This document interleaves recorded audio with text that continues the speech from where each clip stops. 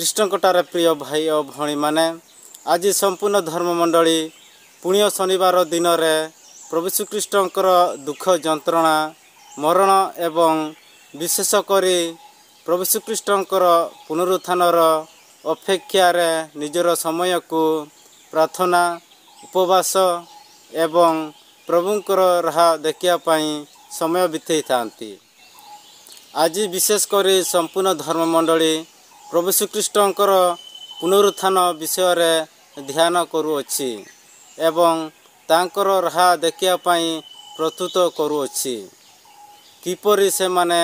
प्रभु श्रीकृष्णकर पुनरुत्थानर पर्व पालन करिवे। आसंतु कृष्णकटारे भाई और भणी माने आजिर दिन में विशेषकर पुण्य शनिवार दिन में आमर समय को प्रभुंक सम्मुखरे बितेइबा एवं प्रार्थना करने सहित निरंतर निज निज को निजर परिवार को एवं आमर समस्त दुख कष्ट को प्रभुंक सम्मुखरे रखी पुनर्जीवित जीशुंक अपेक्षार आमर समय को बितेइबा।